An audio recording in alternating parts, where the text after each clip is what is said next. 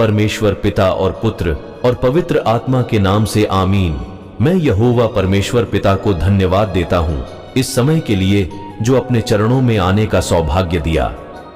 आइए हम आज बाइबल अध्ययन में आगे बढ़ते हुए देखेंगे उत्पत्ति अध्याय 17, जिसमें इसहाक के उत्पन्न होने की प्रतिज्ञा और खतना के विधि ठहराने का वर्णन है। जब अब्राम 99 वर्ष का हो गया तब यहोवा ने उसको दर्शन देकर कहा, मैं सर्वशक्तिमान ईश्वर हूं, मेरी उपस्थिति में चल और सिद्ध होता जा, और मैं तेरे साथ वाचा बांधूंगा और तेरे वंश को अत्यंत ही बढ़ाऊंगा। तब अब्राम मुंह के बल गिरा और परमेश्वर उससे यूं बातें कहता गया,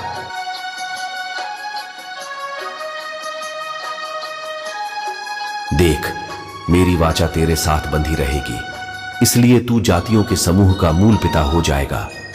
सो अब से तेरा नाम अब्राम न रहेगा, परंतु तेरा नाम इब्राहिम होगा, क्योंकि मैंने तुझे जातियों के समूह का मूल पिता ठहरा दिया है। और मैं तुझे अत्यंत ही फुलाऊंगा और तुझको जाति जाति का मूल बना दूंगा, और तेरे वंश में राजा उत्पन्न होंगे।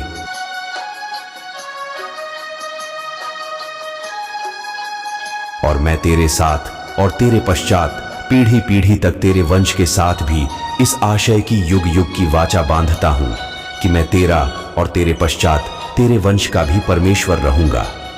और मैं तुझको और तेरे पश्चात तेरे वंश को भी यह सारा कनान देश जिसमें तू परदेशी होकर रहता है, इस रीति दूंगा कि वह युग युग उनकी निज भूमि रहेगी और मैं उनका परमेश्वर रहूंगा।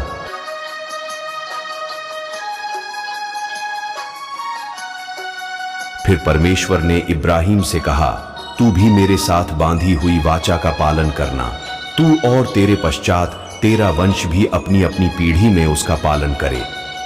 मेरे साथ बांधी हुई वाचा जो तुझे और तेरे पश्चात तेरे वंश को पालनी पड़ेगी, सो यह है कि तुम में से एक एक पुरुष का खतना हो।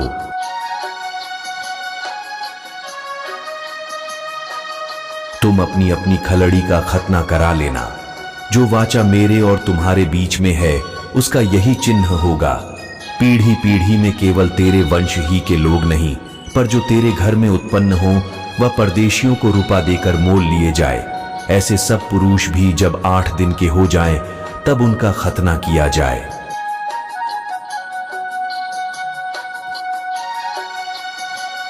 जो तेरे घर में उत्पन्न हो अथवा तेरे रुपए से मोल लिया जाए, उसका खतना अवश्य ही किया जाए। सो मेरी वाचा जिसका चिन्ह तुम्हारी देह में होगा वह युग युग रहेगी। जो पुरुष खतना रहित रहे, अर्थात जिसकी खलड़ी का खतना न हो, वह प्राणी अपने लोगों में से नाश किया जाए, क्योंकि उसने मेरे साथ बांधी हुई वाचा को तोड़ दिया।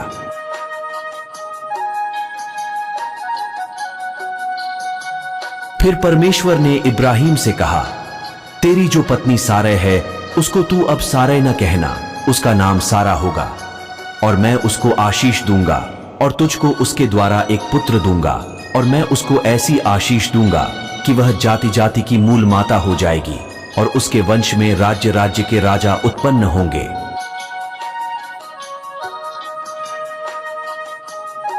तब इब्राहिम मुंह के बल गिर पड़ा और हंसा और अपने मन ही मन कहने लगा, क्या 100 वर्ष के पुरुष के भी संतान होगा, और क्या सारा जो 90 वर्ष की है पुत्र जनेगी? और इब्राहिम ने परमेश्वर से कहा, इश्माएल तेरी दृष्टि में बना रहे, यही बहुत है।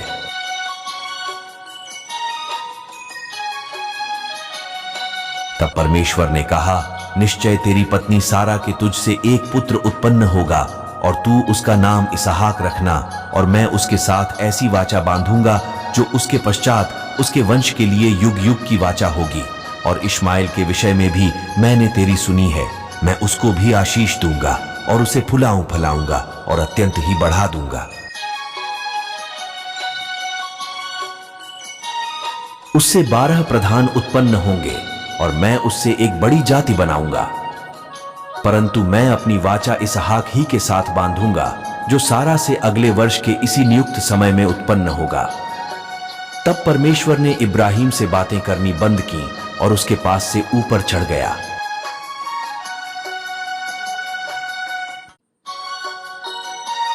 तब इब्राहिम ने अपने पुत्र इश्माइल को उसके घर में जितने उत्पन्न हुए थे और जितने उसके रुपए से मोल लिए गए थे, निदान उसके घर में जितने पुरुष थे, उन सबों को लेके उसी दिन परमेश्वर के वचन के अनुसार उनकी खलड़ी का खतना किया।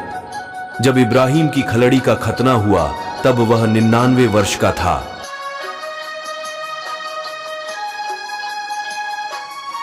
और जब उसके पुत्र इश्माइल की खलड़ी का खतना हुआ तब वह 13 वर्ष का था। इब्राहिम और उसके पुत्र इश्माइल दोनों का खतना एक ही दिन हुआ। और उसके घर में जितने पुरुष थे जो घर में उत्पन्न हुए तथा जो परदेशियों के हाथ से मोल लिए गए थे, सबका खतना उसके साथ ही हुआ।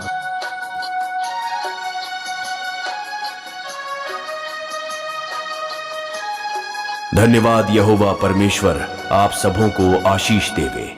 आमीन।